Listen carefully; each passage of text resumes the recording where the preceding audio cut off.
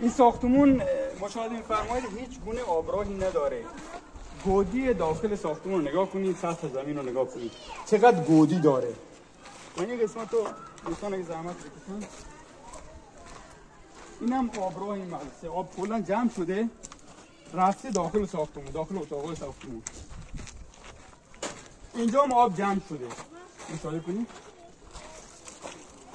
و اینم ستون مدرسه، جای آلموتور اینا رو به کار بردن. آجرا با دست داره کنده میشه، هیچ گونه سیمانی به کار نبرده، ماسه خالی. این قسمت که باید آجر سفال بشه، این قسمت آجر سفال قرار ندادم با تیرچه پرش کردن که وزن تیرچه باعث میشه که اینایی که داخلشون هیچ گونه ستونی نیست تخریب بشن.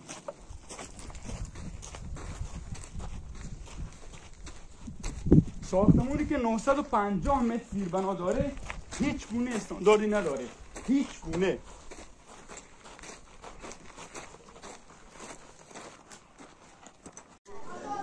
اینم از سرویس های بیدارتی مدرسه که هیچ گونه کارایی نداره، هیچ گونه استفاده نشده و کلاً به صورت مخروبه و خرابه همینجوری رها شده.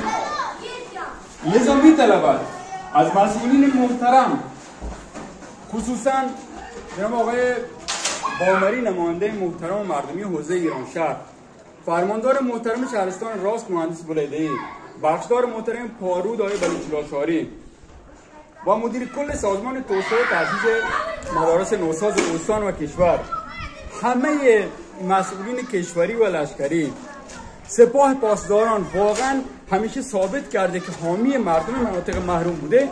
خواهشاً التماس میکنیم، عاجزانه درخواست میکنیم تو این مورد ورود کنیم. اومدیم پشت بوم و سقف مدرسه رو نگاه کنیم. ایزوگام رو یه لحظه ببینید.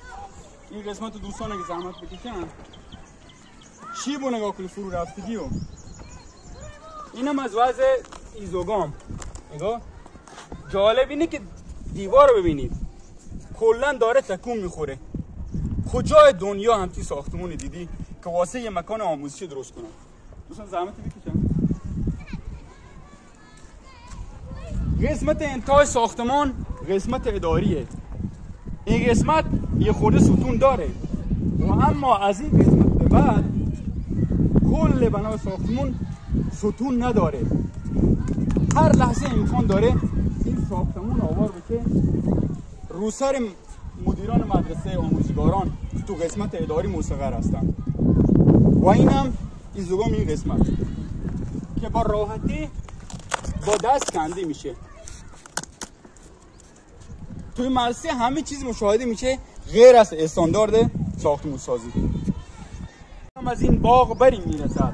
استحکام نگاه کنید، استاندارد رو نگاه کنید. نگاه اینم مکان آموزشی که ساختن،